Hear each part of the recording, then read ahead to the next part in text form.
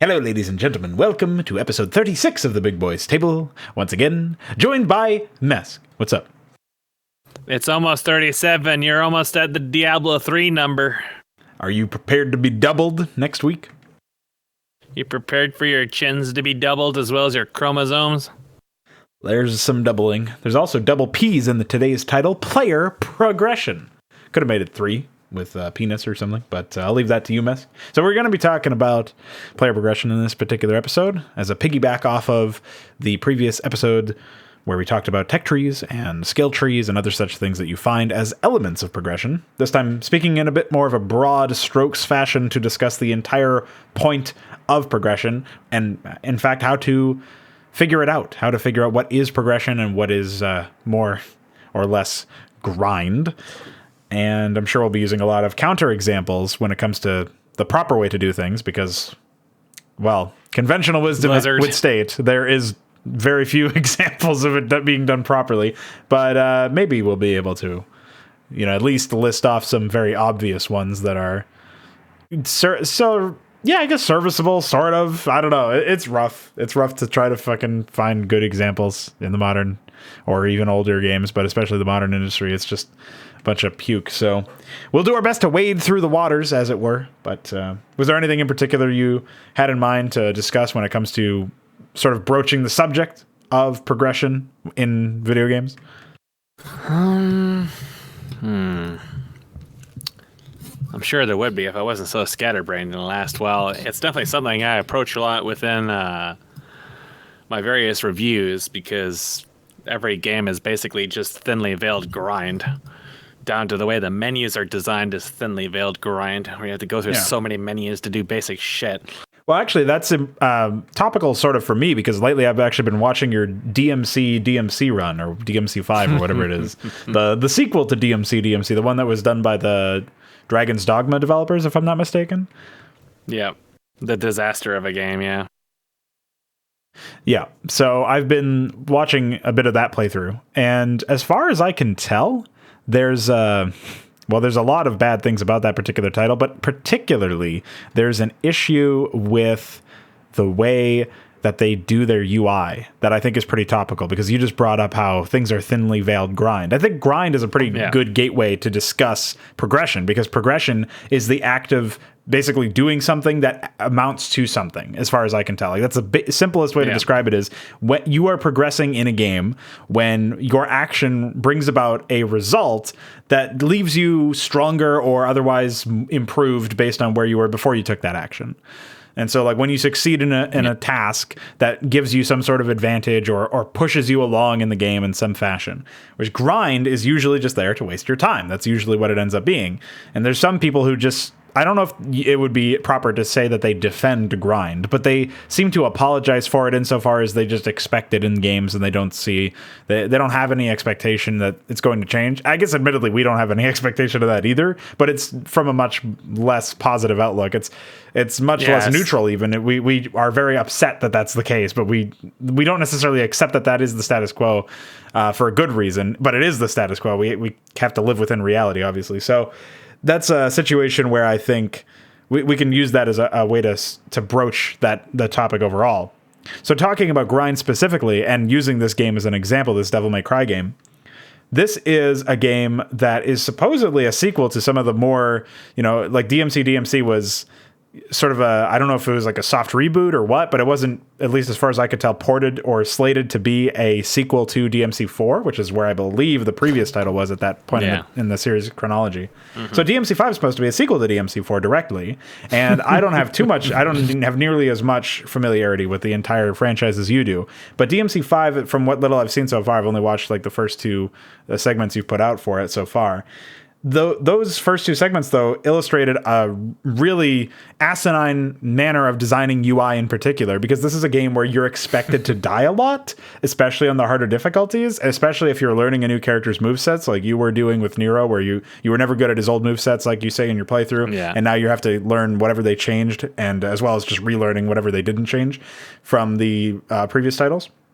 So you go through that. You're going to enjoy that run as it goes on. Yeah. Well, I've already seen some really silly stuff. Like it's weird because that game has some okay elements in terms of conceptuals. Like some of the bosses don't look as carbon copy as everything else, although they are in some ways they are. Like the boss that I saw you fight most recently was the guy with he like stuffs rocks in his stomach and sucks you in with a really ugly looking vortex and other really bad particles. But like conceptually that's okay, but at the same time it's the obligatory giant dude that you fight, and it's like God of War style bosses where they're mammoth, or like Dark Souls as well, I guess, does this a lot, where they're just giant bosses. But as far as a giant boss goes, I thought it was one among the more unique ones as far as it being a bipedal, humanoid looking thing in general.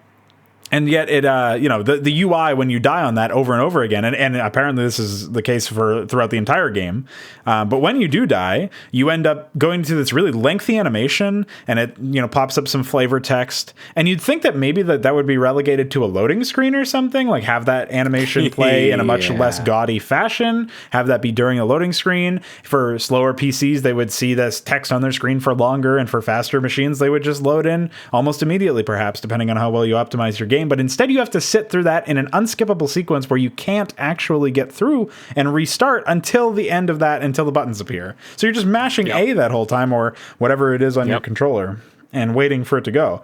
And it's really sick in my head. Like I can't fathom that. Like that's just to respawn in a game that's meant to kill you because it's meant to be challenging. Like, I don't know. I don't get that at all. I thought that Dark Souls was much. And Dark Souls the game stops being challenging completely after a point. They basically just stopped even trying. So it'll be very rare for me to die, except for I think one specific boss after that one. Actually, I think I'll die sometimes on trash, but the game actually gets massively easier from then on, to the point that it's basically effortless until the very end. Is that utility creep based on your upgrades, or is that just the No, it's game? just bad design. Okay. The enemies are just not properly... Like, there are many bosses towards the second half of the game where I just sit in the air and I basically just spam attack, and I don't even pay attention to what's even on the screen. Well, it's kind of hard to pay attention to what's on the screen in that fucking game, to be fair. Yeah. Like, you were talking about how you were losing yourself in the battles a lot, and I was having the same problem, and I'm not even playing, so... there's some issues with that design in general. I think the UI is a good starting point because it's not something you would initially associate with grind or progression or whatever. Like UI is meant to just do its job and be rather unceremonious about it. Like it's meant to be functional. It's meant so that we don't have to talk about it at all besides saying, yeah, it did its job. Like that's how you know that the UI was functional, is that if all we have to say about it is that it is indeed functional. And yet we come into a game like this where we are expected to see this screen a lot, especially if we're playing on the hardest difficulty, and yet that screen takes ages before we can even prompt it to start the loading screen to get back into the game and play some more. And especially comparing it to older games in the franchise where that was not an issue, not as much anyways. So I think that's a good starting point anyway, because then you can start to interpret, like, at what point is any sort of animation wasting your time? Like I played Dead Space last year, and Dead Space 1, the first game, and that's the whole franchise, has this really big issue where they have save spots. And in order to get through the save spot mechanism, like all told, you're probably talking about 10 seconds of an animation every single time you have to go through a save spot. Like there's a bunch of seconds to get in. Then there's the amount of time that you're loading, waiting for it to finish saving for you. Don't turn off your hard drive, by the way. And then, there's the 5 seconds or 3 seconds or whatever it takes to pull back. Like you combine all that stuff in, it's probably 10 seconds every single time you have to save. 10 seconds doesn't sound like a lot, but you're literally doing nothing. And you total out all the times that you have to save in a playthrough. It's not a trivial amount of time wasted, literally doing nothing. Like if that was a loading screen, I would critique it a little bit less, because at least it's a fucking loading screen. Like I know what the game is trying to do. But at this point, they didn't have to design it that way. It wasn't meant to cloak a loading screen. It wasn't meant to like hide something. It was literally just there to waste your time, to add padding. If it was a conscious decision at all, and if it wasn't a conscious decision, it was just a byproduct of them designing it that way, then that's them being completely incompetent when it comes to designing UI for a game. And so either way, you can attack it from either position you suppose the developers came from. So, yeah, I mean, I think that's a fine opportunity. And when I was just asking you earlier about whether or not DMC5 gets easier because of utility creep, I was reminded that we had a whole podcast on Doom 2016 after I concluded watching your playthrough of it. And obviously, I came away with that game feeling a bit more lenient on it, despite the QTEs and despite everything else. But did definitely feel like, most of the fun that I had was just using the guns. And we talked about how the actual gunplay is probably the most functional part of the entire title. But, it's submerged in a sea of shit. So it's not really that great on top of that. I guess the other thing it brings us back to Warcraft 3 and their animated menus. How fucking stupid is that shit? And they still have it to this day. Yeah, I mean, I'm half of mine to keep the animations out of Brood Wars menus with that fast menu plugin that I have. Just ship with that, honestly, because I wonder how many people really give a shit about that. I mean, maybe it's for dumb. Why does it exist? It doesn't matter. You just want to go through the fucking menu. You don't want to sit and watch an animation, much less every single fucking time you want to do something. Right. People complained about that until their throats were raw when Warcraft 3 came out, but nope, Blizzard knows best. It still plagues the game to this day. It still drives me insane to this day. Well, it's funny you mentioned that, because then in StarCraft 2, the sequel to their RTS line of products, it got even worse. Well, the UI got way worse in terms of functionality, but in theory, you'd think it would be faster because they just fade in and out a lot of the time, but yet somehow that ends up being slower, probably because Flash. of other, probably because of Flash. So, yeah. I mean, if you're using an NVIDIA card, you got to test out your Chinese hardware pretty swiftly on that. Yeah, so I just think it's weird that you can find a lot of examples of menus wasting players' time. Like, these are just meant to get you in and out of the game or get you through different sections of the settings. Well, you don't remember Kingdom Hearts, don't you? Oh, yeah. That menu was horrible. That was honestly off the top of my head, I can't think of a worse menu than that. Well, just have you started the sequel information yet? No, I haven't. I imagine it gets worse. I mean, of course it gets worse, but... Well, you might be surprised. I don't really remember it from the video that somebody linked me a while ago. I just remember the UI standing out as being dumb. But, I mean, that's like the same game you're taking screenshots. The whole game is dumb. Yeah, you're taking screenshots of fucking Winnie the Pooh, and I'm not talking about the Chinese president stuck in a goatsy hole, so... But yeah, the Winnie the Pooh thing is amazing. I think there's a lot of opportunities for us to spiral out from here. The reason why I brought up Doom 2016 was because that opens up another can of worms about power creep, utility creep. I think it would be important because we're probably going to reference these concepts before. Well, actually, I did want to talk about that because of the question that guy asked last time. And Special Bus, he was asking about the Roach. Oh, yeah. Veek was asking about the Roach in Special Bus some time ago earlier, after we released the previous one. So, probably a day or two ago.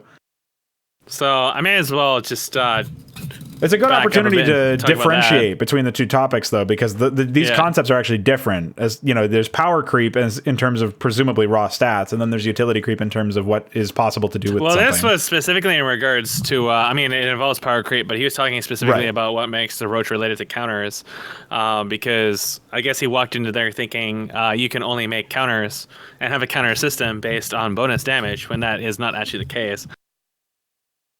Yeah, I'm not sure where he came from specifically, but it's fine to just treat it like everybody listening has no idea what's going on, so we can sort of explain it from the ground up, and hopefully that will help sort of crystallize the idea. Yeah. So it all starts with numbers. Blizzard is absolutely terrible with numbers. The reason why StarCraft 1 seems relatively balanced is because they didn't fuck with it too much. All their patches were very small. The numbers stayed very sane. But the one thing you'll probably notice throughout Blizzard's history, starting with Diablo 2, is their obsession with making numbers bigger and more intense. And, with Diablo 2, you went from having weapons and stuff and doing maybe a couple hundred damage or whatever, all the way up to doing 25,000, 30,000, 40,000 and more damage. And that was without even have best in slot gear. So damage and numbers just got to the point where you just started abbreviating them. And when you have to start abbreviating numbers, you have already lost. You've lost the game. If you have to start saying 1K, 2K, you've lost. You've lost the game. You need to start over from scratch. Now that happens in StarCraft 2, of course. But the thing is we didn't start out that way. It just creeps out of control, and this is where the power creep thing comes from. Is the numbers are StarCraft 1 level when we start, Workers having 40, 50, 60 health, and then Zergling having 35, and the Marine having 40, and their damage values are all the same. But Browder, coming from Command & Conquer, has never actually designed a game before, and nobody in Blizzard Entertainment who remained at that point had actually played StarCraft before either. So they were, told by Ass Invasion that, hey, you need to cash in on this cow now because we need to keep our office building hot with all this cash that we keep burning. And Blizzard Entertainment was like, okay, Daddy, we'll make StarCraft 2. We'll hire a guy who's made an RTS before, so he's intelligent. And they ended up with Browder, who couldn't even succeed at EA of all companies. So you knew you were in for a fantastic time when the first thing they announced is limited super units and orcas. So that was a good start. But the insanity starts long before you even reach the fucking mothership or any of the other units they flip-flopped on back and forth literally monthly for this fucking game since it was in alpha. You have the Roach. So what makes a Roach a hard counter, you ask? It's not necessarily a hard counter in itself. It doesn't have bonus damage to other units. What it does have is, like 125, 145 fucking health. And think back for a second to Brood War. How many units had over 100 health? Usually tier 2 or higher. So things like Melisks, things like siege tanks, Ultralisks, battlecruisers. You start thinking about stuff that either costs a lot of gas or is fairly late into the tech tree. Also, not many of those units do a lot of damage. Like, in order to make Melisks really effective, you need to have a control group of them, and you need to be able to maneuver them very well. Siege tanks have super long cooldowns and overkill in large groups. And battlecruisers are super late in the tech tree, and you don't see them most often outside of Terran versus Terran, so they don't really count either. Yeah, Goliaths are really notorious for bad pathing. All the Protoss units are meant to be the way that they are because of their high cost and their high supply cost in particular, but also just their high resource cost. There's checks and balances to preserve the balance despite the changes in stats compared to some of the other more conventional units.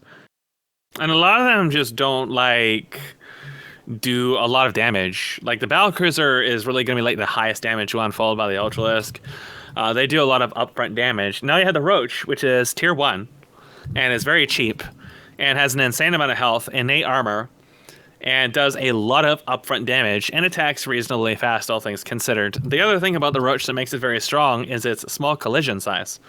So when a unit has a small collision size, you can get more of them into one spot and put out more effective damage per second than something very fat. Like, for example, a large number of Roaches are going to out-damage a large number of Ultralisks, because you can get more Roaches into the same spot and attack much faster than you can with the Ultralisks. The Ultralisks may not even be able to surround something, and in fact, it's a waste of damage budget for the Ultralisks to surround many things in the game, because a lot of things are not going to survive having 8 Ultralisks attacking them. So you really are never really in a position where you are even able to do that, much less want to do that. But the Roach can do all this very, very, very easily. They can stutter step, they have burrowing, they have regeneration, and they have all these front-loaded stats while being relatively cheap in tier 1. The fact is that the Roach, in the fact it doesn't do bonus damage to something, actually makes it an even stronger unit because it's doing full damage to everything. It's the reason why photon cannons are so much stronger than Dragoons, even though their damage is basically the same. Photon cannons do normal damage, Dragoons do explosive damage. So photon cannons are better at killing Marines than Dragoons, even though their projectile speeds and base damage and stuff is all the same. And this is why Roaches are very good, because they're very good against Marines, Zerglings, siege tanks, everything that they can attack with equal effectiveness. So what makes a Roach counter-oriented is you enter what is infamously referred to as the Unholy Trinity. When the Zerg gets Roaches, you absolutely have to have one of the counters to Roaches, which is Marauders or Immortals. And henceforth, they form the cornerstone of the Unholy Trinity, even though the Roaches themselves don't do bonus versus armored, but they mandate you getting something to counter them. They force that rock, paper, scissors gameplay, even though they themselves do not actually have a hard counter, literal mechanism that says, I always counter this, but they do because of their power creep. They just suddenly spike in effective damage. They're ranged, even if they're not very high ranged. They're still mobile. They have innate armor, and they have tons of health over other base units. They're just extremely cost-efficient units, which means you have to deal with them very heavy-handedly, or you're going to lose. And that is why StarCraft 2 is incredibly bland, because you basically had 4 gating, and then you had Roaches, and then you had Marauders. And all of it is incredibly boring. Just incredibly boring. Immortals are just some of the dumbest units that the game has. Marauders just killed all sense of creativity and exploration in terms of how Terran approaches the gameplay. And Roaches are just pants on head retarded. They introduced a hard counter system because they mandate other units that counter them. So they force you to act in a certain way, even though they themselves don't act in a certain way, just because of what they represent, because of the power budget they represent. Roaches are so insanely cost effective, you have to have something that is more cost effective to deal with them, so you need hard counters. It's exactly the same situation you would be as if you had an army that was hard countered by something that did bonus damage to you, except you're facing an economy system instead of just raw upfront numbers. And all of this is as a result of Blizzard just not knowing how numbers actually work, which is a problem that they've struggled with in pretty much all their games, again, since the dawn of D2. They just don't understand numbers. They're always obsessed with making numbers bigger because they're very, very juvenile in how they approach games. They don't actually understand interaction concepts, they don't like skill expression, and they do all they can to remove both of those. And the easiest way to do that is to make things based on numbers. Why do you think all these mobile games like, Puzzle and Dragons or Azurlan or whatever always come down to just make numbers bigger, and you just end up seeing stupidly huge numbers everywhere and this giant power creep? That seems a lot like Diablo 3, doesn't it? Where Diablo 3 was basically designed to be played by a kindergartner, and the only thing that difficulties do all the way up to the highest level of Torment is just increase how much health and damage things have, to the point that you can just start the game and be running into zombies with millions of health that literally do the exact same thing they've always done, because it was never about interaction. The other interesting thing about Blizzard's approach to numbers and how bad it has gotten is, if you aren't familiar with World of Warcraft and you haven't watched my series, one of the things they did was add in dynamic leveling to all zones in the game and all units in the game, all enemy units. So you might remember Skyrim and how, and games like Skyrim, which were heavily criticized for leveling units with a player because it made your progression seem absolutely meaningless when you could be running around in full Daedric armor and get two-shotted by some random bandit wearing fur.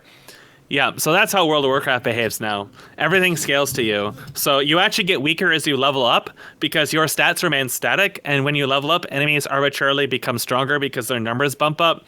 This was an incredibly enormous problem in Legion, where when you started Legion, even if you were just in starter gear, you could usually kill 4, 5, 6 mobs at a time without really any trouble at all.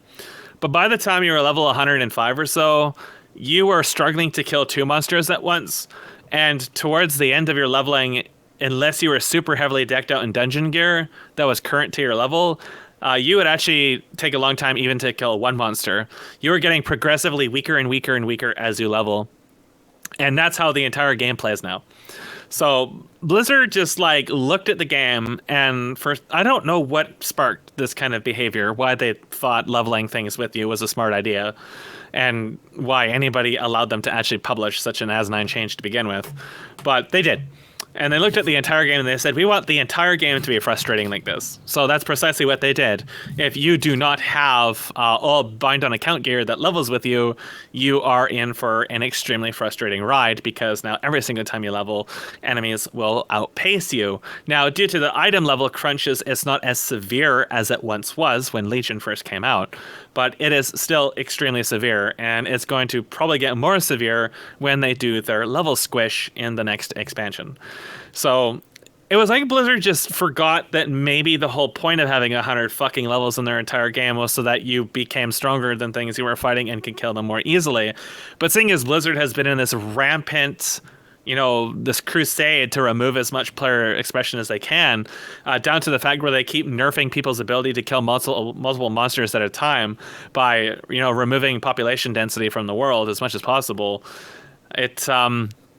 It's all about time gating. It's all about wasting people's time. And that's what you're going to find as a lot of this menu stuff is basically a lot of people are looking to break that 2-hour breakpoint or whatever in Steam for refunds, where if they can make you waste 2 hours in the game, they're pretty much set.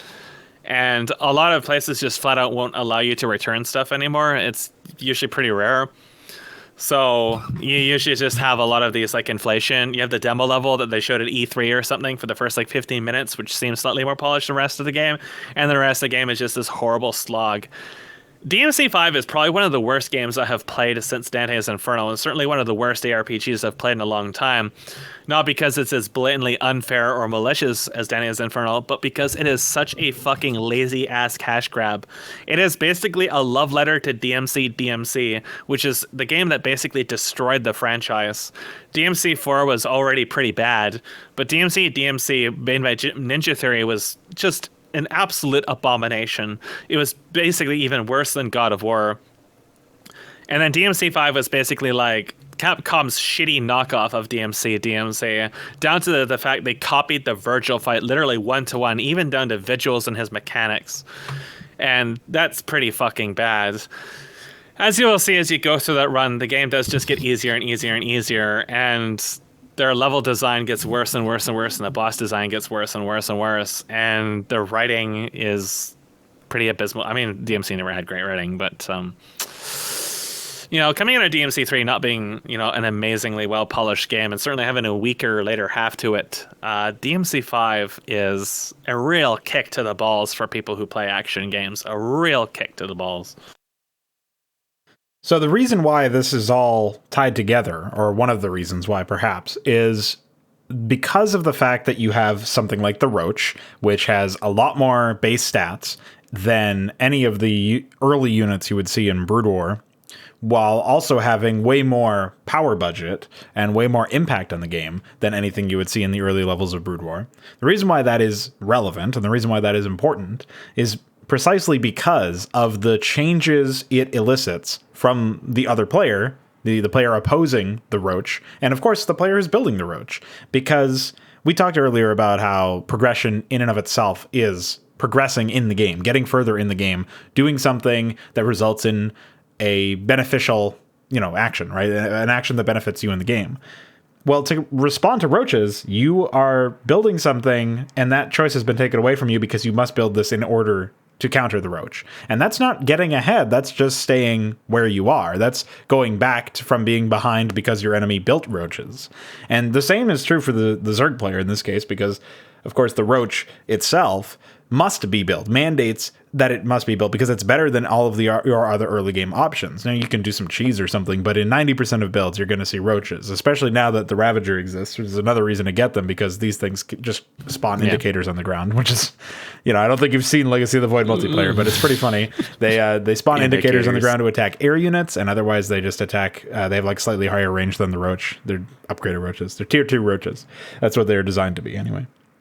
And so the existence of these units does mandate certain behaviors, not just from the opponent, but from the person who's building them. And so in order to stay even in the game, or to potentially maybe get ahead, you have to build roaches. And in order to stay even or ahead against roaches, you have to build their counters. And that's where the whole hard counter system comes into play. That's where you're really exposing the system for what it is. And that's also where you realize that it is in and of itself grind in a different kind of way. Now, you can maybe simplify any sort of exchange to, well, if you get behind at any point in an RTS, you have to build something to get ahead. But when you have more than one option, as in you have, more than one option to build a unit, as in not a roach, or you have more than one option to build a unit, as in not a hard counter to a roach, that washes away, because then your player choice is still impactful, and you can make a choice, multiple choices, that will still result in potentially, depending on your execution, an improvement. And that, at the very least, when you're not just doing something so that you can break even, if you fail, that's not necessarily grind. That really just comes down to how it was executed. But if you do what you have to do and do all you can do in order to just stay exactly the same where you are and there's no change at all, that's quintessential grind, because that's not improving. That's not going anywhere. You're not even regressing either. You're staying exactly the same. Your action was for naught. It was neutralized at some point. And that's what you get out of the whole roach thing. And that's how I would tie that whole conversation together. And it's true that big numbers, they seem flashier or whatever, and that is something that Blizzard and all of their compatriots in the games industry, the AAA industry, have attempted to, sort of capitalize on. Look at these flashy wow factor big numbers and, window lickers and all that. But the bottom line from that is it does end up just becoming grind. I mean, everybody knows that I constantly reference Dante's Inferno, where obviously you've played that game, so you know about it. The hard mode just has horrible. enemies that kill you that kill you 3 times over, I think, or deal like twice your maximum health or something in the earlier levels. It's like somebody just pushed a button to scale all of the damage. They gave it a damage multiplier, like in some of the some of the StarCraft 2 campaigns.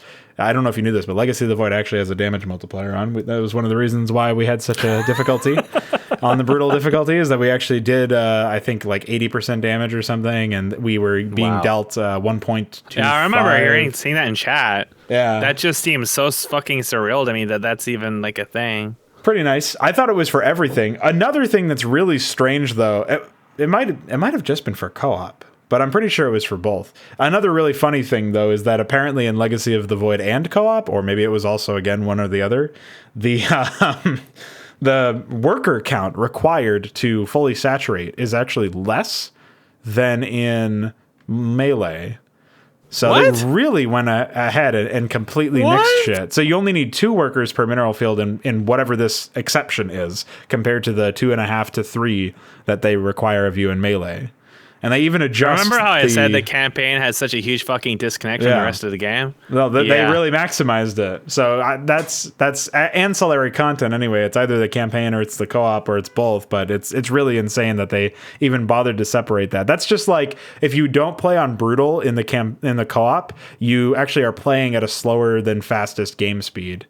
Like hard is like 1 game speed down. Like each difficulty down is 1 game speed down from brutal. So that's pretty cool. Wow. I'm really glad that they added more grind. Like that's quintessential grind too, because it's lit at the same time, but slowing down. It's like slowing your menus down, but slowing your whole fucking game. So there's a lot of ways where this shit harkens back to it. And at the end of the day, you could avoid most of the stuff just by deciding that you don't want to waste your players' time. But of course, that's how they make their money in some cases with the Steam refunds. And it's also, I mean, even with the case of Blizzard games or some stuff like Ubisoft or whatever that doesn't use Steam and doesn't have that refund policy issue to work around. These people want to build some sort of brand more than they want to make a game, because brands are what sell more than individual games. And so that's why you see like Call of Duty re-released 1,000 times or whatever, Madden football. A lot of people aren't willing to refund stuff either, is the other thing. Yeah. I think it's too much of a hassle. Well, that's true too. Like as soon as they spend their money, they try. It's the buyer's remorse thing probably, and in some cases it's just flat out apathy where they don't give a fuck because they got it like that. Well, kudos to them, I suppose. But the buyer's remorse stuff is really interesting in this context because they almost that's where you get people who apologize for the grind and apologize for the shitty standards because they want to make sure that they, in their own head, can justify the purchase, justify the money and time invested, and keep playing it. And I don't know. It's weird for me to even say that because I don't want to come across as somebody who's like armchair analyzing somebody, psychoanalyzing somebody, over the internet, obviously. And I also don't want to make it seem like these people aren't in control of themselves, because that's also incredibly demeaning.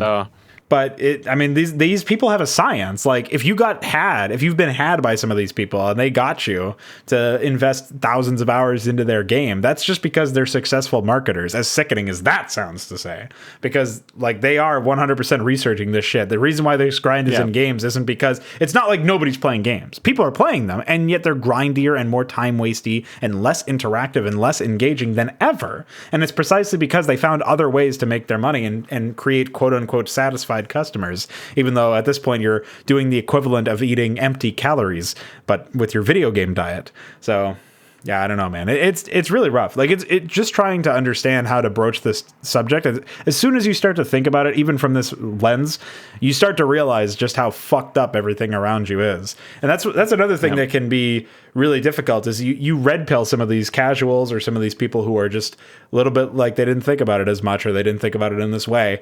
And that's another rough thing though. Like you can't enjoy content anymore. I mean, I'm of the opinion that if it's really not worth enjoying, then you shouldn't enjoy it, obviously. But like I can see why some people have a revulsion to that, or they're at least, tentative. They're reticent to commit to something like that. They're on the fence about it because who the fuck wants to just throw away what they find enjoyable? But that the problem is, maybe 10 years ago, I would have said there's plenty of games for you to go choose from that you can enjoy. And technically that number hasn't shrunken because most of the games that I'm referencing or would have said at that point still exist and you can still get them. But the future doesn't look bright at the same time for games that come out in the future. So that's a bit of musing on where the industry's at right now, but it's certainly not looking good. If you realize, oh shit, most games are terrible, it's not really a leap of faith to say most of them that are going to come out are going to continue to be terrible, which is, sadly enough, that's probably the industry true. is not in a good state. Has it ever been? I mean, look at the shit Blizzard constantly gets away with because of apologists. That just tells you the kind of state that people are in. Yeah, I don't that's think not people even linked really to are in gaming control. products. Like we're talking, like you just look at the fucking Hong Kong fiasco and the don't you have phone stuff and the stuff that would bury any reasonable company in a reasonable industry, but yet Blizzard has stayed afloat somehow. I mean, sure they lost stock sales or whatever. They certainly didn't look good at the result at the end of it, but that just made them double down on China even harder. Yep. So yeah, it's a bad place to be in. Like progression is one of those things that once you know exactly what it is, once you can identify grind, you will realize that pretty much almost every single game made since like 2001 is all grind. Like the vast majority of games today, like DMC5 or Nier Automata, they have like 10-20 minutes of actual gameplay in them, and the rest of it is all grind. You will not find hardly any game made in the last 20 years that has the kind of content in it that R-Type 3 does that you can go through in 40-50 minutes. There is more content in the 40-50 minutes of R-Type 3 than there is in basically every title that Blizzard has released since Brood War, and pretty much every like CRPG or ARPG or equivalent released by all these shitty developers like Ubisoft and fucking Obsidian and all those other shovelware developers. It's just all grind. It's just all complete grind. And that's why I look back to older titles like R-Type 3 and like Castlevania and then like Brood War, and I think, well, what exactly defines progression? What defines, what makes them have content? What is content? Like, what is content? Content is something you actually interact with. They're actually learning and exploring and experiencing. But you'll find in, like, say, for example, DMC5, this is it's DMC5. It's the fifth game in the series. You still spend the entire game killing the exact same mindless enemies that don't do anything. There is a telegraphic boss that literally just walks around. It doesn't even attack you 90% of the time. Most of the bosses can't even handle air combat. Enemies have stalls even longer than the lowest difficulty of Diablo 2. And then you have Virgil, which is just like the biggest slap in the face of it all compared to, DMC3, where they just basically gutted him and turned him into a Simon Says and made him much more annoying to fight. And then that was their idea of the next DMC. And I mean, DMC, again, never was a flawless series. But what they took it and shit on it was a horrible disaster. And Itsuno, the fucktard who made Dragon's Dogma, was in all likelihood the guy who put in QuickTime events. It seemed like the more power that Itsuno got over a series like DMC and Dragon's Dogma, the worse they got.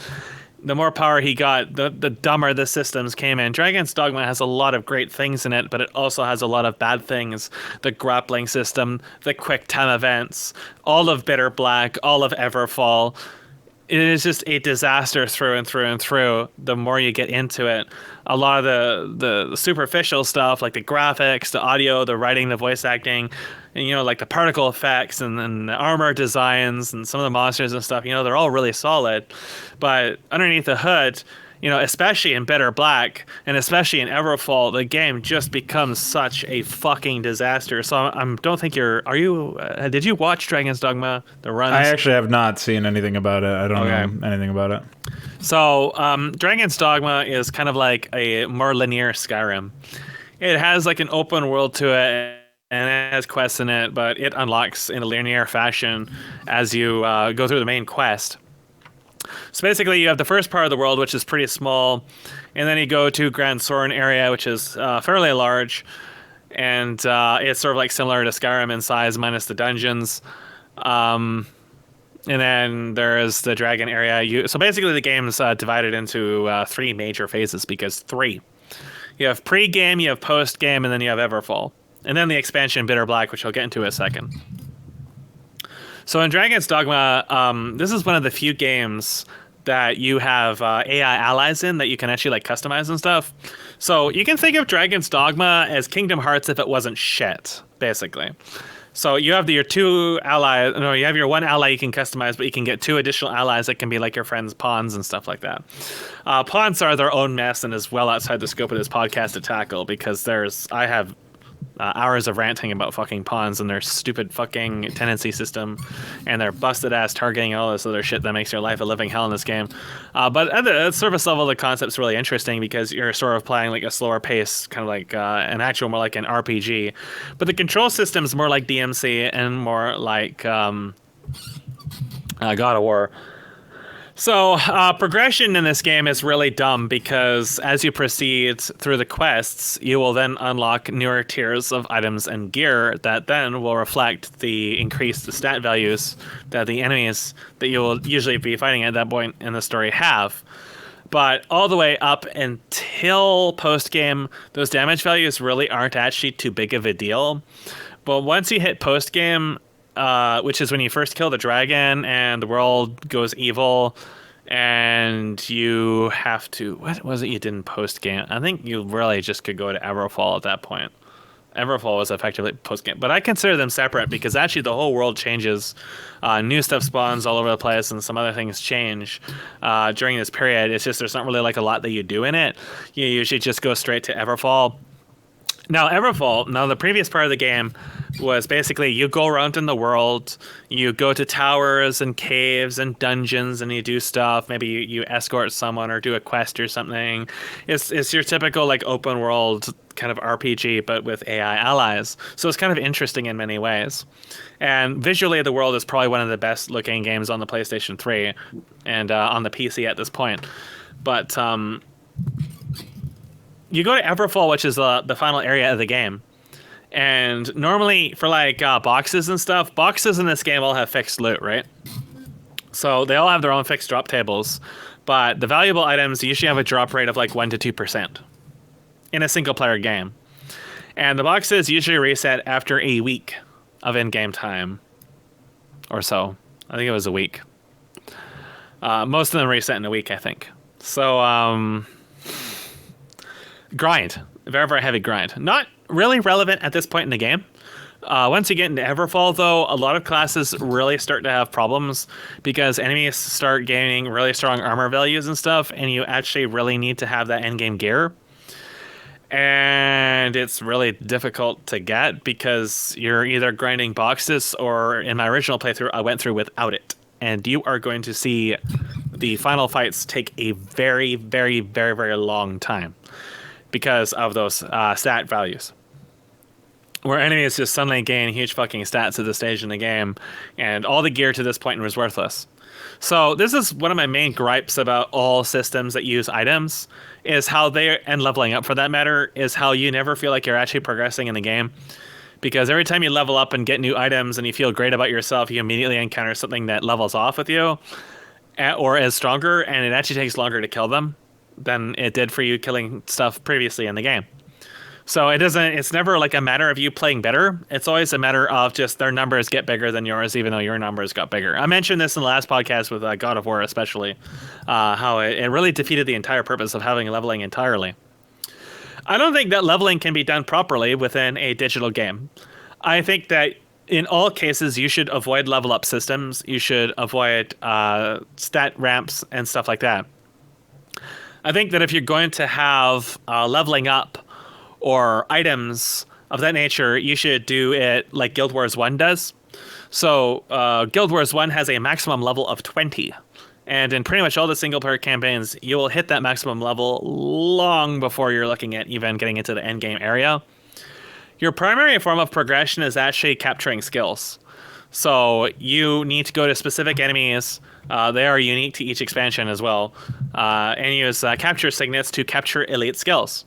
So between those and your other abilities you can learn from various places, you have a sort of like you can think of it as like a hand, like a card hand, except you're not randomly choosing. It's stuff you pick out and use. So you have your build. Guild Wars is the only MMO that has ever been built that I have personally played, out of, say, for example, Final Fantasy XIV, World of Warcraft, so on and so forth, Terra, Black Desert Online, Lineage 2, Ion, so on and so forth. Guild Wars 1 is the only one that has any kind of customization in it because of that. And it's even better when you're playing with your AI allies, the heroes, because you can customize them as well. So I will go through this in my LP. It's been a long time coming. There's a lot to go through, but progression in that is largely defined by your ability to sort of like build your character, adapt to certain challenges and stuff like that, and capture, the elite skills and sort of things like that. A lot of other progression basically comes through customization, so appearances and stuff, and that's the way it should be. Because every other system that builds game progression behind this kind of stuff is really stupid. Like, really, really, really, really stupid. The aforementioned World of Warcraft and God of War case is really that's something you apply to everything, like Diablo 3 or whatever. It's just like numbers get bigger. Like, you don't even pay attention to them at this point. It's like, oh, the numbers are bigger, so it's better. In Diablo 3, there's no difference between you doing 100 damage or 100 billion damage. You are playing the exact same pile of shit. And that is why Diablo 3 is an absolute objective failure that nobody bothers to play, because there's no actual gameplay to it. Like, I mean, people griped about the graphics and the stuff like that when it came out, but what really killed Diablo 3 was the fact it just doesn't have gameplay. Just playing the put just doesn't have gameplay. And back in Diablo, like this, the progression thing goes into the item drops too. Like, there's so many different ways you can look at this. The item drops are a really big deal because back in Diablo 1 or Diablo 2 Classic, when you pick up any rare item, it could be good. Like it can roll good stats on it. But in Diablo 2 Lord of Destruction and later on, they actually nerfed the kind of stats and the drop rates at which they had on those items. And one of the reasons why they did that was because they were pushing their unique items, although a lot of which are flavored after their staff, like Schaefer's Mallet and stuff like that. And they didn't like rare items being valuable. They wanted you only using unique and set items. So they made the drop, the treasure class and drop rates and stuff like that really nerfed in general. Like they lumped it into bosses, so you just grind bosses, and regular trash didn't really drop that much. And the drop rates of runes, of course, is really horrible too. But the actual modifiers that can appear and the rate at which they appear were also very heavily nerfed all across the board. And I believe that there's also like someone explained to me the whole system a while ago. It is mind, but like there's many layers to it. It's not just like the modifiers are nerfed, but also like the chances of exceptional downgrading to other items is very high as well. And I think Hail Bale is the only boss in the entire game up to a certain patch that could even drop a chunk of the stuff in the game. So, like, it's basically like grind this one thing and that's it. That's what Blizzard want you to do. They want you to grind this one thing and that's it, and just ignore all this stuff in the game. Whereas previously in Diablo 2 Classic, you could just run through Hell, Act 4 Hell, and any rare that would drop, like Ornate Armor, Executioner Swords, whatever, they stood a good chance of actually being valuable. And that just ceased to exist in Lord of Destruction because they wanted the game to be more grindy. They didn't like the fact that you could get valuable stuff more easily, so they worked very hard to stop that.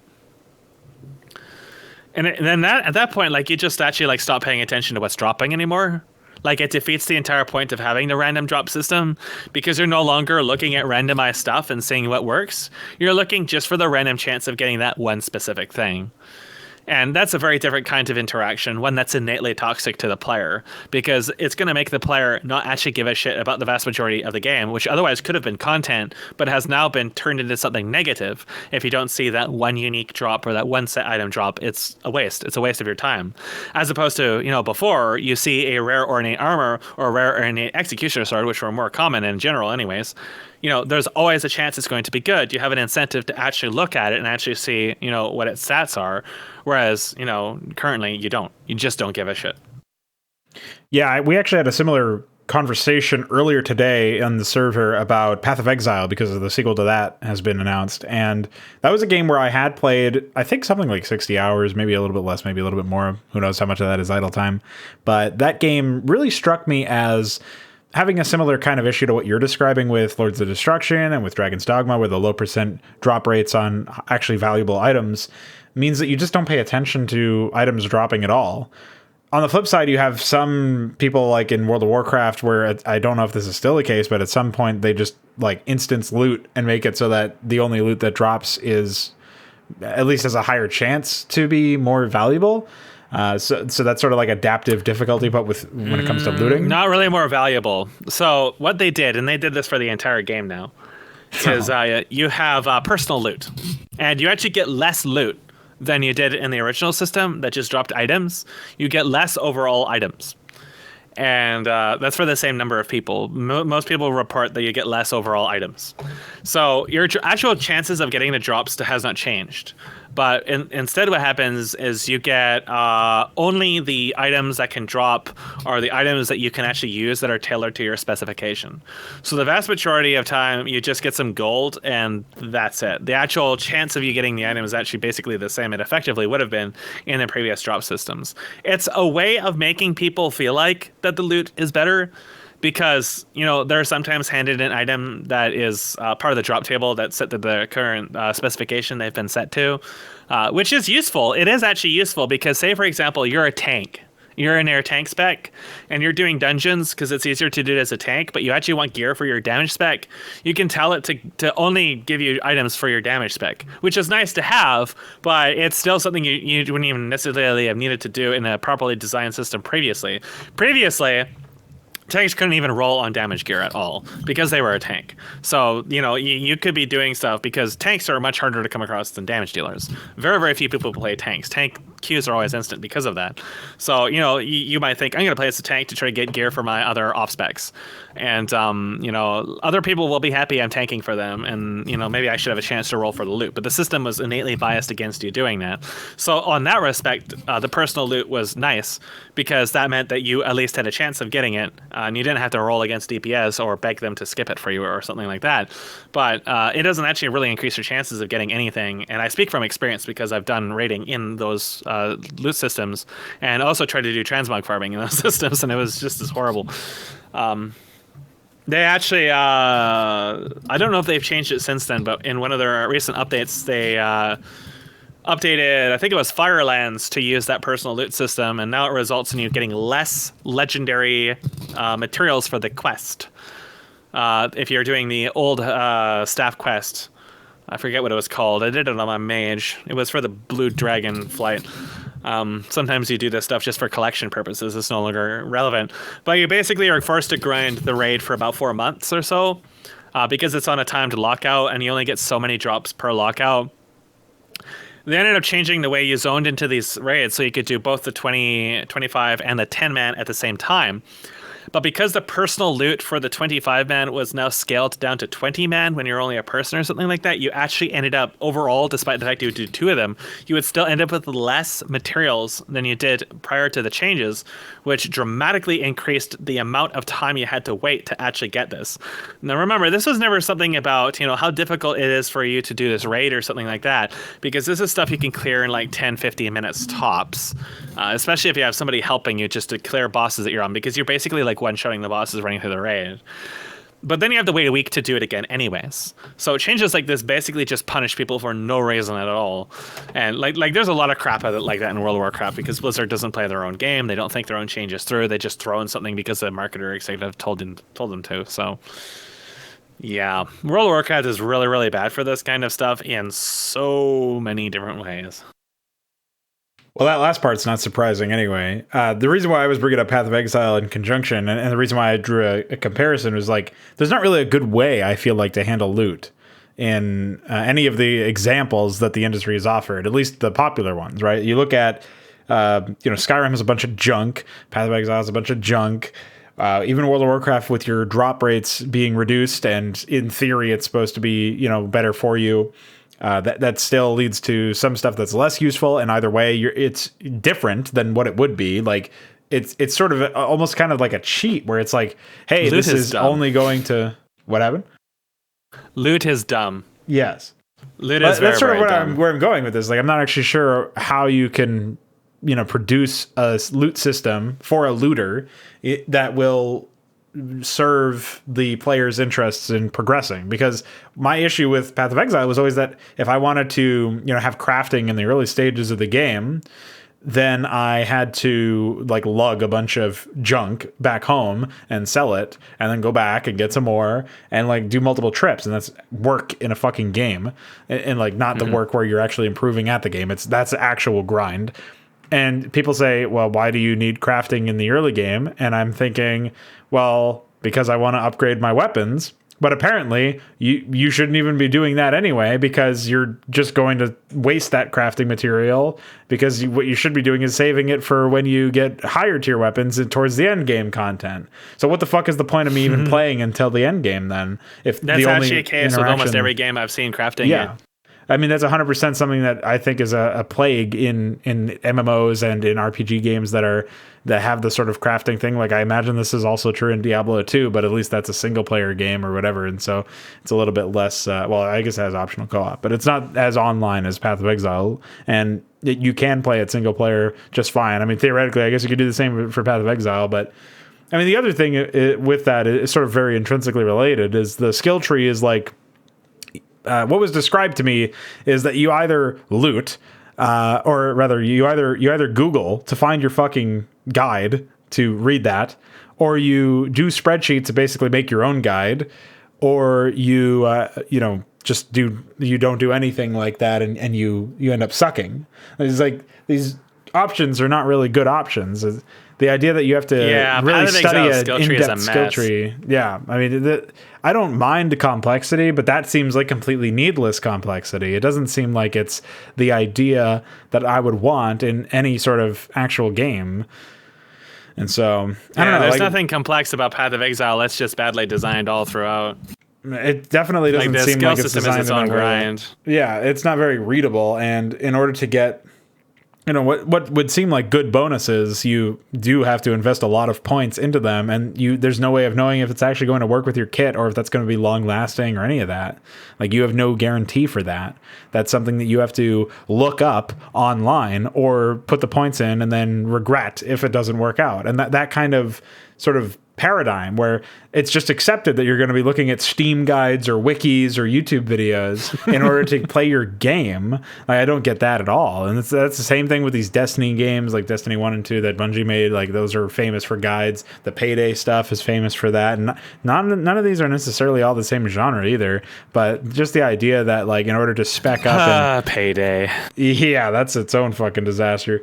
But just the idea that you have to look up guides and wiki articles or spreadsheets or whatever in order to play your game, and do so to a degree where you're either not hampering your team in a team-oriented game, or just, like, I don't even think that's a proper way to describe it, because in League of Legends, when I played that game, I still pro builds up some shit. I would look up, like, what's the optimal build here for this champion in this role, and I'd figure out their masteries and runes back when they still had runes. And it's just a disaster now, of course. It's even simpler, though, than it used to be, because they removed runes. And now you've just got masteries. It's like, okay, well, whatever. Then at least I only have, that's one less system for me to look up. But the bottom line is, like, that takes 5 seconds to figure out. You don't need to invest a huge amount of time in searching every possible combo. And you can argue that takes away a lot of the customization on the player's end, a lot of the player's choice, and I can agree with you, but that game is meant to be played competitively in multiplayer. That's not a game where you're trying to just have an experience at your own pace. I mean, I would agree that it would be nice if you didn't have to, figure out how to work within the meta, but that's sort of just how it works. And like, that's the same thing in Brood War, and that's the same thing in all the other competitive games that you'll see, is that there's a meta that evolves based on the professional teams and the professional players, and that's what you could expect. So it's just very strange to me that you go from an experience like that to Path of Exile or Payday 2 or any of these other games that we just listed, where in order to feel like you are really tapping into the fullest extent of what that game has to offer as far as quote unquote content, you have to look up guides. I feel like that's like multiplying numbers and abbreviating them. You've already lost. It's the same metric. So if you have to start looking up guides in order to play the game, you've already lost as a consumer. I'm sorry you made that purchase. Yep. So, I mean, this all ties back to players, being able to progress and trying to avoid grinding in your own games. And maybe we can spend a little bit of time talking about ways around this. Like, we just made the observations that it seems looting systems are dumb. It seems leveling systems are, very, very misused at the very least, if not outright poorly used. And you mentioned actually how Guild Wars has a very low level cap that you hit much earlier than you hit end game content. And I actually think that's an interesting concept. One of the ideas that I had, and one of the reasons why Warcraft 3 is so bad in terms of its campaign and all of the custom campaigns that you see, is you have obviously a level cap of 10 in those most of the time. The Rexar campaign's up to 20, I think, or something psychotic. And you can't level through most of the missions. And you can't level for most of the missions. You get one level a mission, maybe. It just is meaningless. Yep. So my idea was, all right, well, figure out whatever the level cap is. It could be 5, it could be 10, it could be 100, whatever the case may be. You figure that out, but reset the level to 1. Or reset it to something low and have that be a consistent part of the experience. Just like you would, make your base and expand and build an army and attack. Like, part of the experience for your custom campaign in Warcraft 3 is also leveling your hero from 1 to 10 or 1 to whatever the cap is. Just like in Melee. Like that in Melee, that's the case. Is you summon a hero, you pick from available options, you eventually add more heroes, and it's very silly and it's very dumb, and especially now it's insane. But you just on a functional conceptual level, that's how Warcraft 3 Melee functions. So you're trying to make an RTS experience, and Warcraft 3 does have some RTS gameplay in it when it comes to its Melee, at the very least. You can then say, okay, I'm just going to reset my hero to level 1. Good luck figuring out how to justify that with its story. But I think that as a consistent experience from a gameplay perspective would make the early game more sensible, because you don't have a level 10 hero running around in the final levels like in all of the Warcraft 3 campaigns. And also the early game more consistent with obviously the early stages of the campaign where you do have a weaker hero. Well, now you have a weaker hero at all times, and scaling them up is part of the experience. Now that still doesn't necessarily fix the issues of, when you do have a higher level hero, he absolutely trounces enemies in ways that he never did before. And I don't like that heroes are a really powerful asset in that particular game compared to what you would want them to be, which is they're usually very tanky, and they also have, everything in the game is tanky, but they're exceptionally tanky, and they generally have a lot of AoE or a lot of utility. That's the only way that they stay relevant. Otherwise, they're just less useful, obviously. But they're usually useful because of their stats, and that's usually a problem, in addition to everything else that they may have with utility creep. So it's at the very least power creep. It's sometimes utility creep, and that's stuff that I would like to stay away from. But if you were at the very least on its face analyzing that concept, I think you'd have a better experience on your hands for the end user when they go to play your campaign. And actually, one of the more interesting levels is, on a conceptual basis, the final fuck you mission of Frozen Throne's main campaign, where you kill Illidan, because you have your hero Arthas and he's at level 2, and I'm surprised they didn't start him out at 3, but they start him out at level 2, and you gotta level him up. I'm like, that's a better experience than just having him at level 10 like fucking an Uberak or whatever. Yeah, at least you had to pay attention to what he was doing. Yeah, and you had to decide what your creep route was. Like in a map where the AI was more aggressive, and Illidan also was on an even playing field, which of course aggressive AI and even playing field in Warcraft 3 are you're speaking in tongues. No fucking Warcraft 3 dev knows what you're talking about, but that's okay. Some people in here do anyway. And so in a map where you had those situations, I think you would be much further along. You'd have a much better time, because now you can decide to try to creep jack Illidan, but maybe it's risky because, Arthas is only level 2 right at the start or something like that. That could be interesting, trying to creep jack him just like you would try in Melee. There's so many different options for you to do stuff in the early game if you reset the game state to a more reasonable state, and then you reset the hero to an earlier level at the beginning. And I don't know, that would make your progression make sense too, because just like the upgrades in Wings of Liberty's campaign for StarCraft 2, where you make a choice and then you forget about it completely, you also forget about the impact that it had when you leveled up your hero in the previous missions. Because it's almost like, I liken it, it's not really functionally the same, but I liken it to the experience you have when you find a secret that was not off any beaten path. You just looked right from the main path. Oh, you mean the vast majority of what Blizzard calls a secret? Yeah, you find a secret there or something. The fucking Frank the Rat or whatever. I don't know. Just insane shit because you blinked in a certain area with Maev. So stupid shit like that, you'll find is very, very common with Blizzard games. But the other interesting thing about this is, when you're doing a hero, it's like it's taken for as a given. You'll find a secret that's not off the beaten path whatsoever. Just like it's taken for granted that you're going to level up your hero in these missions. It's very rare that you deliberately avoid it. Like you don't even have the opportunity to avoid getting enough experience because of their fucking spreadsheet style of making their products.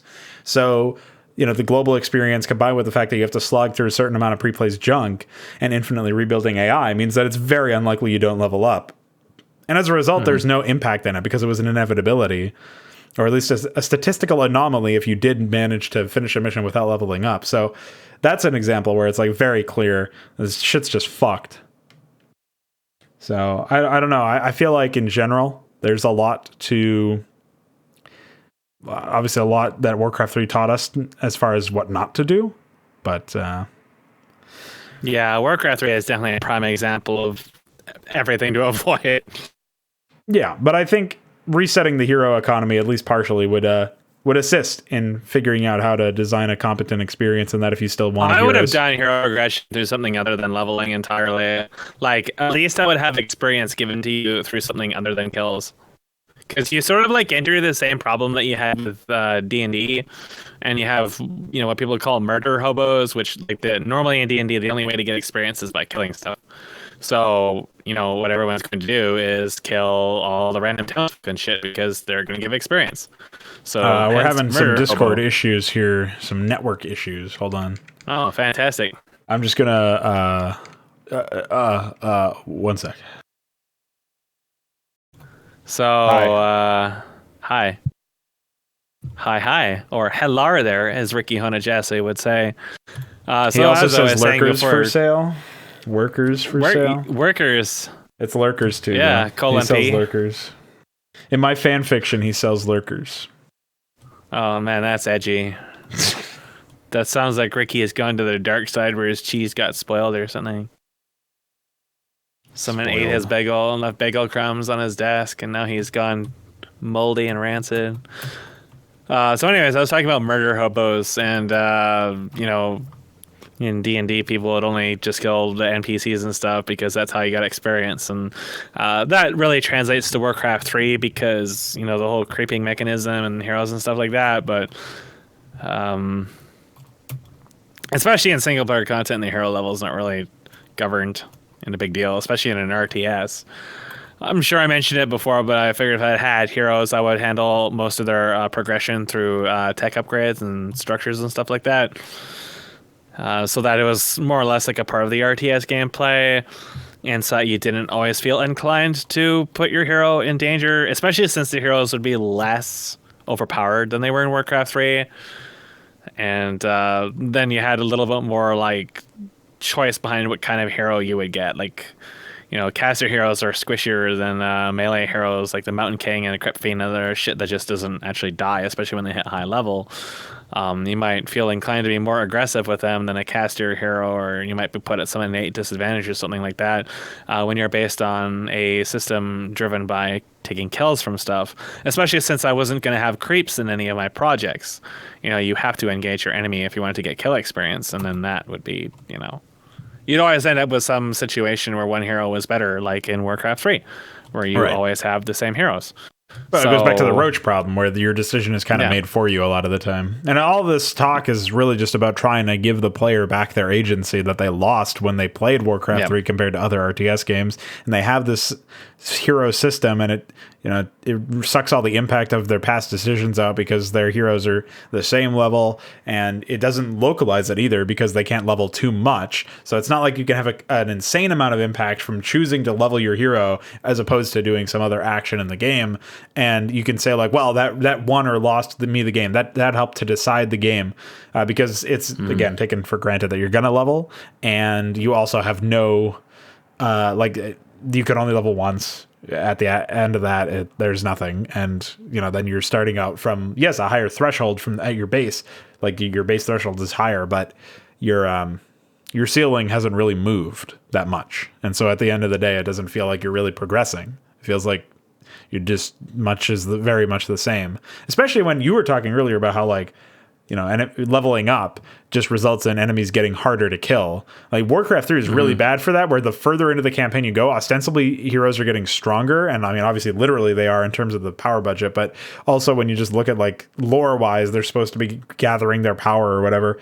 And then they just wind up fucking doing nothing. Like they just, because the battles take ages to resolve and the enemy has a billion resources and pre-placed stuff. So there's not really any opportunity you have for feeling like you are engaging a system that rewards your actions. So it doubles down on the grind, which is not what you want, obviously. So I think a system like what you're describing, where you have to decide to take resources away from macroing up in a different context to upgrade your heroes, it helps it be more opt-in. Like we've talked about this before with the Hydra stuff as well, where there's different mechanics, but you're ultimately using the same RTS mechanics of spending money on upgrades or something that seems like an upgrade at the end of the day.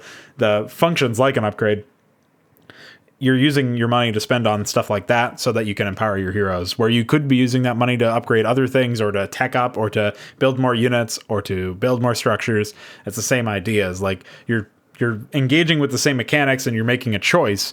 Whereas in Warcraft 3, the choice of leveling is made for you because you level passively based on global kills or global experience from player kills. And then your choice of like whether or not that even has an impact is also made for you, just because the game is played so slow and the heroes are so impactful based on their stats alone, let alone their utility as well through auras and other passive shit that you don't really have to do anything with, that it makes it so that a slow soul burn. Yeah, it just makes it. It's a slow burn. Like heroes give you these huge advantages, but it's something that plays out over such a long time that it still is something you're not really interacting with. Yeah, like progression is at its best when it's something that you are making decisions on, and when it's as a result of the player's decision making rather than something arbitrary. Yeah, absolutely. I mean, I remember a long time ago, I was watching some of your R-Type videos, or I don't remember which one it was, but maybe it wasn't even an R-Type video, but you mentioned that in R-Type, they had a certain edict, design philosophy that was very transparent with their visual effects and with their sound effects, where they basically they took up as little space as possible in the grand scheme of things, but they were incredibly impactful when they did happen. So the idea is that you instantly recognize them, but then they leave space in the stage for other things. And I think the same sort of concept can be drawn upon when discussing game design, is that your windows for player actions and player opportunity, the windows for the player to make decisions, should be stuff that helps the overall experience, but it should also give way for other decisions to be made. And so it should occupy a very small amount of time, even if it's very impactful in that small window. I don't know what you think about this. Like, obviously there's some larger strategies you can string together. Like, I want to expand, so then I have to move my worker here and move my forces here to protect that expansion, and spend up this much money and save up this much money and customize my build order in such a way that I'll have 400 minerals so I can put down this nexus at this time. You can do all these other things, but I think the reason why Brood War feels like that, it feels as good as it does right now, and always has in general, is because you have the freedom to make a bunch of strategies, but the way that you execute on them is like burst moments of interactivity and of decision making, and that's when you seize upon it. Whereas I guess you can go too far with that in some ways. Like StarCraft 2's battle resolve much quicker, but you also don't really have as much decision making or as much player agency as Brood War, and by the same metric. So that's kind of a messy one, but what do you think about that as a concept? Just to think about it within windows of very, very short but impactful windows of opportunity for the player to make their decisions. Well, that's why I brought up population density in World of Warcraft, because every class gets AoE abilities, but they've really gone out of the way to space enemies apart as much as possible, so you really can't AoE stuff down. Whereas, say for example, Terra or Lineage 2 or Black Desert Online, you can grab all these enemies. If you can, if you're strong enough to grab all this shit, you can kill all this stuff so much faster than you would with your same power level killing one unit, and you would get so much more out of it. But sometimes it's more dangerous too, right? Because so many things can be hitting you at once. But in World of Warcraft, Blizzard just went out of their way as often as possible to prohibit you from doing this, because they didn't like people being able to kill stuff faster than one at a time. And they're on record saying that the way the balance should be is that you are in danger of dying if you fight 3 units at once, which is just absolutely crazy because many classes could kill like 20, 30, 40 units at once. And it's even possible to solo dungeons, or at least it was, before they started bringing in a lot of their arbitrary level upscaling stuff. I have, back before they introduced that, I was playing a paladin, and I soloed all the way up to Muradin. So that was pretty absolutely insane. The only reason I couldn't solo Muradin entirely was because of Thrash. Actually, Thrash was this old game mechanic that was still in there, where enemies would sometimes hit you 2-3 times when they hit you once. So I would just start getting spiked for huge amounts of damage. But other than that, I was soloing entire instances, which was just crazy, and I could do that. And it was not like amazingly fast experience, but it was still a really good experience.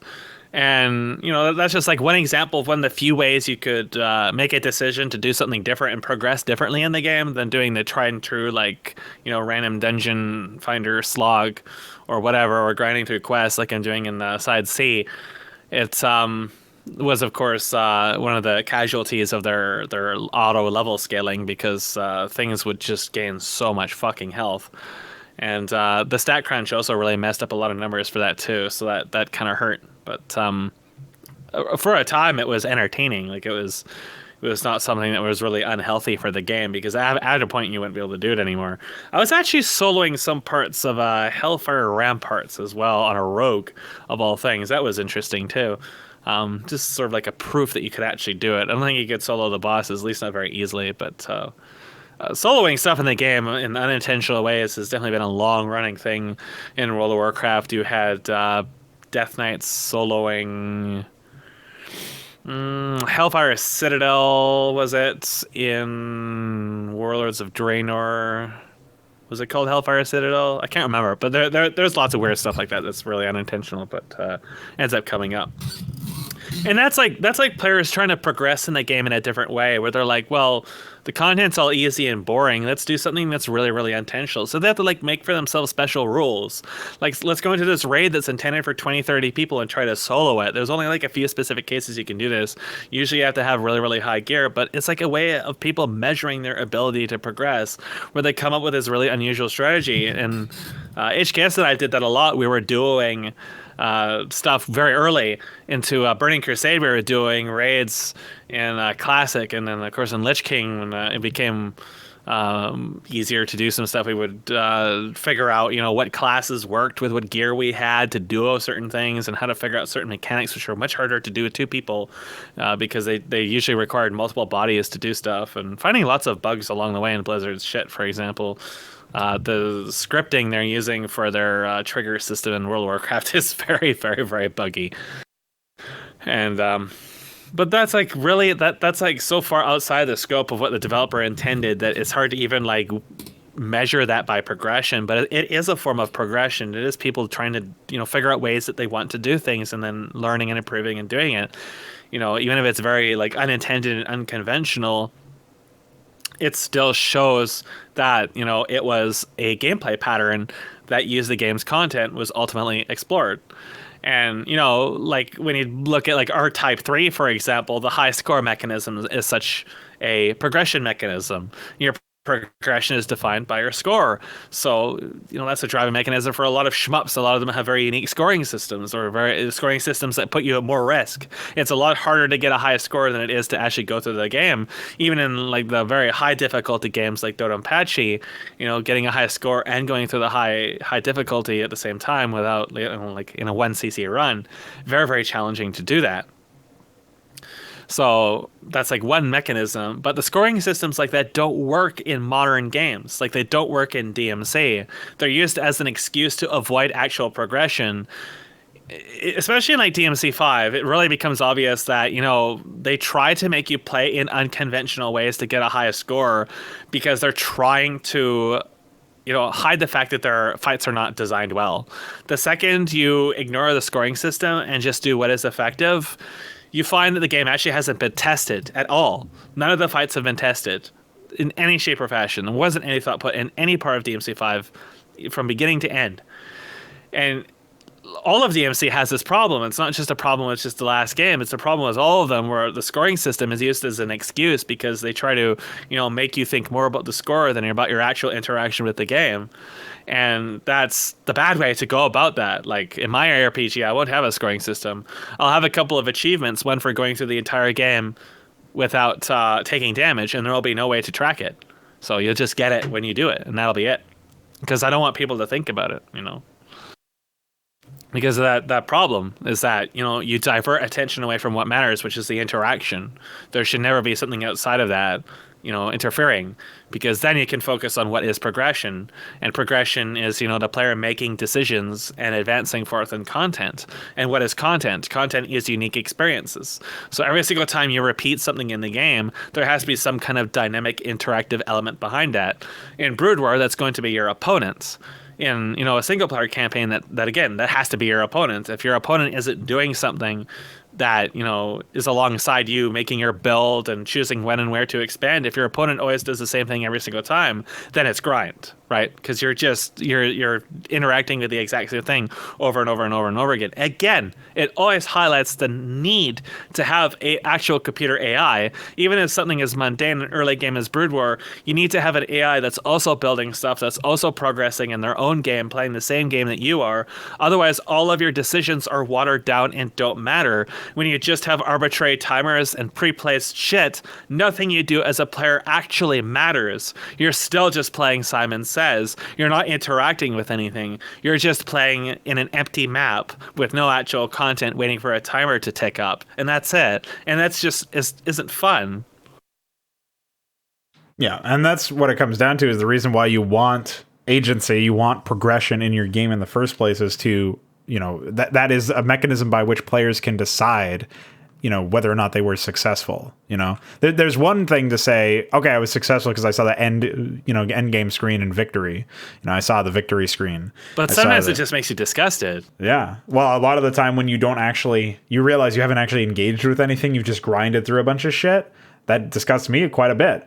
But, that is the most sort of empty way to quote unquote congratulate a player, or to quote unquote reward a player, to make them seem like they've progressed.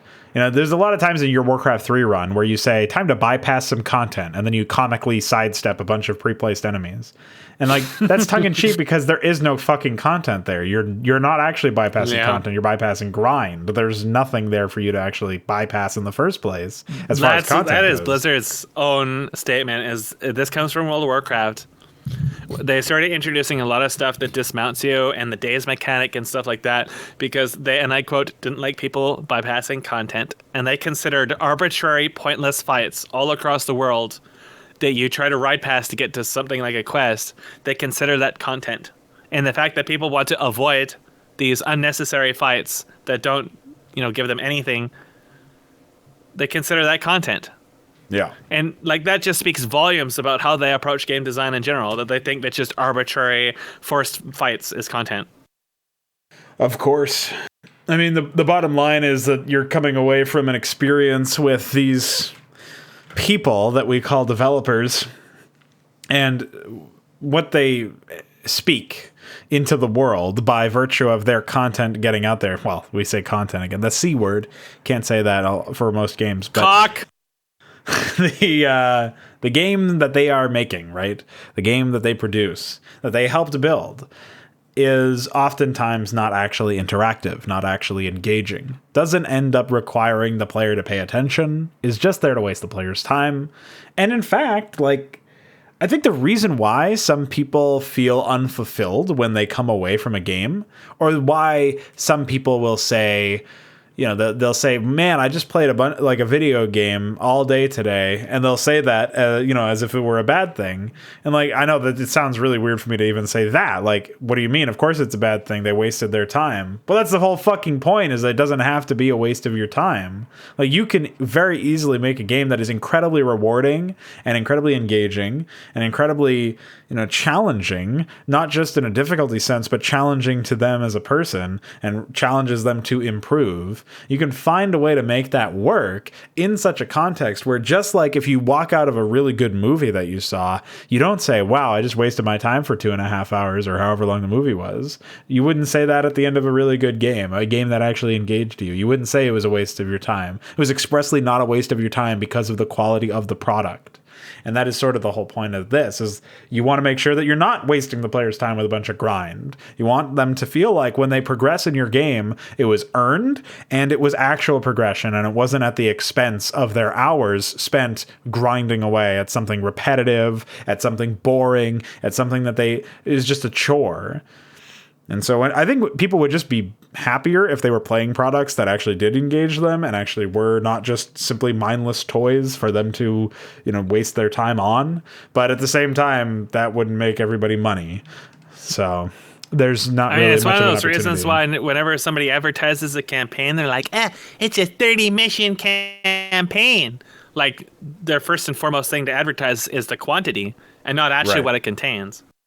Yeah, well, I mean, I made it a point to start out with something smaller when I made in Consummate, which obviously isn't really that engaging because of, like, we've talked about this in terms of its quality standards, but I made it a point in part because I didn't want to start out with something that was going to overwhelm me in terms of the number of missions required to finish, but also because I had played really long campaigns. And when you walk away from a really long campaign and there was no content there, or a very minimal amount of content there, you spent most of your time not playing. That was not a very satisfying feeling, obviously. And so when I made it a point to say, how engaging and how impactful and how full of content can these maps feel if there's only 6 of them in a campaign? And I was able to make stuff that, in terms of like making sure that all of the map space was used, of course there's some spots where there's map space that could have been more improved in terms of a level design, but that's like a really easy way to just look at something and say, oh yeah, Metathrom has these 256 by 256 campaign maps in his Flame Knives project. Vile Aggression is 3 256 by 256 maximum map size maps. And where's the content? There is none. So why does he have these max size maps? Why are these legions of these huge maps if we're not actually exploring them, if we're not fighting enemies within them, if we're not taking parts of them for map control, if we're not engaging with them? What is the point of them? If we're not blowing bears. If we're not blowing bears, Fetley, test your fucking map, idiot. So, yeah. I mean, I think we're bordering on the edge of this particular one, because the more that you really look at the concept of progression and the counter example of grind, the counter concept of grind, the more you realize that it's actually not really that complicated a concept. It is very fundamental. It's very important. But at the same time, we need not labor the point. I think we've, demonstrated with enough examples and with enough analysis of those examples, what is content, what is grind, how to avoid the ladder there, how to avoid grind, and how to maximize content. And the point is that you don't need something to be really long to be full of content. There's, for example, you really should focus on something really short first. Right. Well, it's the same thing as making a 2D game before you make a 3D game, right? Like, make something that's short and plentiful with content and engaging, and you'll come away with that experience and you'll say, well, I tried my best to make this engaging and make sure it didn't waste the player's time with a bunch of repetitive actions, and made sure that there's dynamic versus static and, all these other concepts that we're undoubtedly going to make entire podcasts about in the future. And, you make sure to give it your best shot and your honest effort. And that's more than most developers either do because, well, it's more than they do either because they can't for competency reasons, or because they are disallowed because of, behind the scenes shit that goes down with their publishers, or maybe just because they don't give a fuck. So there you go. 3 options. But, you come away from that and you just look at the 3. Just look at it. 3. Continue. So you just look at that and you say, there's not much there, right? There's not much in the AAA space, the AAA space. There's not much in the industry that can really be classified as having content, and or at least an overwhelming amount of content versus the amount of repetitive action, amount of grind that is required to take advantage of that content. Just like the Path of Exile example that we gave before, just like the many examples we gave throughout this. So, it's really easy to crystallize that and say, don't make Path of Exile, don't make World of Warcraft. I have no doubt that nobody in my audience has any aspiration to do that. But, like there's more subtleties to it than that, but at the same time, it can be crystallized into something that simple. Just don't waste the player's time waste the player's time as little as possible, preferably not at all. And if you can get to the point where you're at that not at all phase, then you've crafted something really good. You've crafted something that is, engaging and is not repetitive and, centered around player progression based on their own decisions, based on their own actions, based on their own skill and their expression of that skill or lack thereof. And that is probably the most important thing. And like we oftentimes cycle back to Brood War as a golden standard, but that's just because Brood War multiplayer is, it has a fairly stringent meta for, periods of time. Obviously that evolves over time. But during those meta times where certain strategies take hold and are dominant in the mental space of people, of the professionals and the analysts, you'll see that people do engage in somewhat repetitive actions in terms of, timing out their build orders and all that stuff. But that's because they're practicing and they're trying to be professionals. There's a little bit of difference between that and just the casual player or even the hardcore player who's not anywhere close to the level of skill required to be a professional. And so I think you can just look at that and say, my opponent is going to try something different every time, even if it's the same opponent. That's sort of the nature of having human opponents. Is over time you guys fight, and whoever beat you last is maybe has some confidence going into it. Whoever lost to you last was maybe going to try something because they saw a weakness that they couldn't quite capitalize on the first time. There's so many different variables when it comes to human opponents that when you're making single player content, you can't hope to encompass them all with an AI, but you can hope to make something that is dynamic over being static. That is intentionally, like the level design rewards multiple choices and allows for multiple choices to be had, just like map balance in StarCraft 1 Melee is very important for the racial balance of the game, because the game itself is not balanced by it's the virtue of its own stats and stuff. And then you take away from that and you make sure that the opponents are engaging insofar as they actually want to win. They're trying to win. And that way, when the player does progress past them, the player is able to defeat them. It will actually feel like they earned it, as opposed to me just puking after my romp with the Wanderers of Sorceria campaign or any of the other shit that I've had to deal with, where it's just suffering. It's just grind and endless nonsense on end after end. And so, yeah. I mean, that's the best way that I can sum it up anyway. I don't know if you have any final thoughts for us. When I think about progression and what makes meaningful content, and I look at my stuff, I think, so what does a player actually want to do? What will the player actually want to do? I think what actually contributes to what the player wants to do. So, say for example, in the RTS, when I was thinking about heroes, I was like, why does the player want to have to deal with heroes? I think, well, because the player wants powerful units, right? Because that's what heroes are supposed to be. So I turned around and I thought, well, do I have to have heroes to have powerful units? Because heroes add in so much more overhead, not just for the player, but also for me to design in a good fashion. I think, no. Because heroes are just a gimmick. Heroes are just an aside. They're just there because, ooh, heroes, special units that level up. But they don't actually bring anything to the table on their own. They're just grind in their own way. They're just thinly veiled, like a microcosm of tiny little irrelevant mechanics. Like, who even fucking cares about the individual decimal percentage values of damage difference and armor differences that heroes and stuff do in Warcraft 3? No one. Maybe at the highest level will they actually pay attention to that. But in all likelihood, they won't, because the numbers are just so fucking balloon out of proportions, no one cares. Now, of course, StarCraft 1 may be different, and StarCraft 2 may be different with my different number system, but I'm still not going to expect anybody to actually willfully sit down and pay attention to all this other shit that's going on. So I just think of a different way to bring about that power fantasy. I think, well, so let the player build other stuff that's strong without having to be heroes. High-tech stuff. That's why I have a high-tier system, because I want people to be able to explore power fantasy, because that's ultimately what you're doing in an RTS, is you're exploring a power fantasy.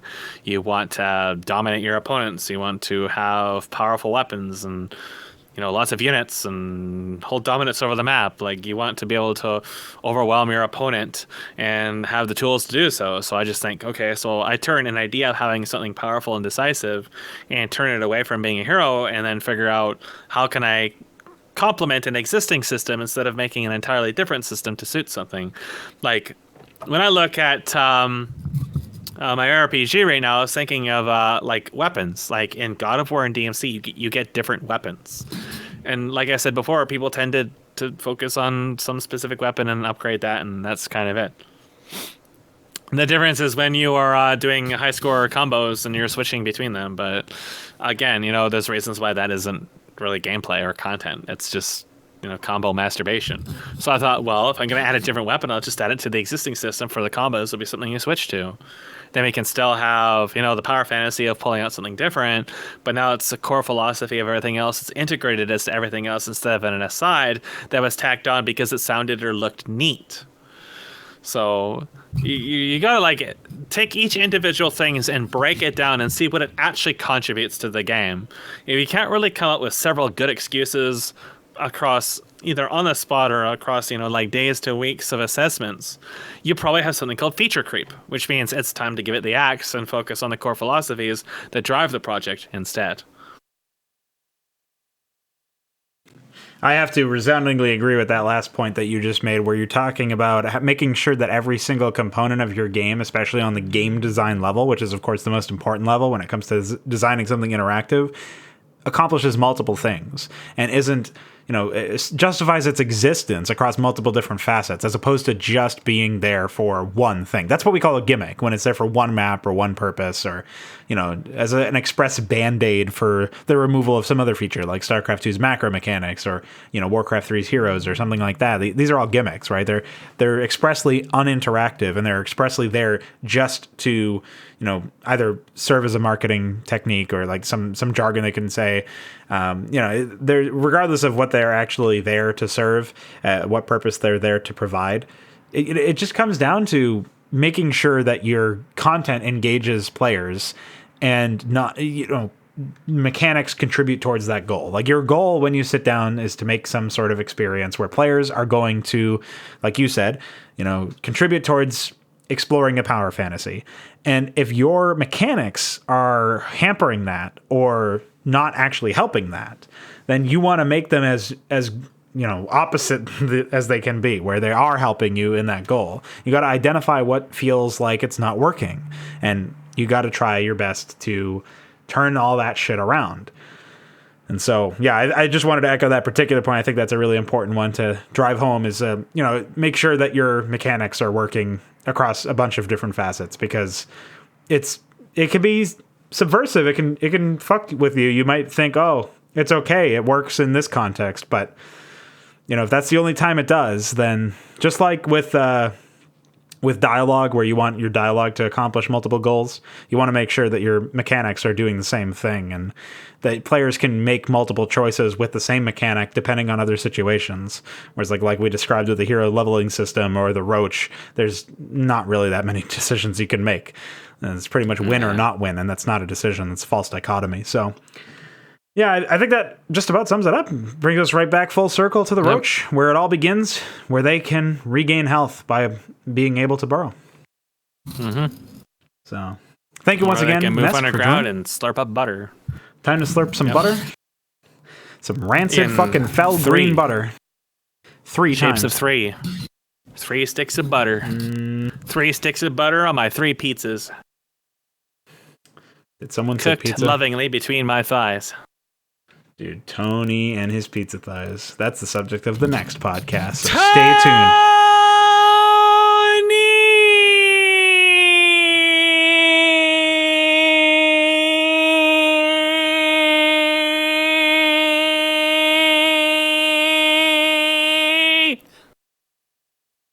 Toe 3.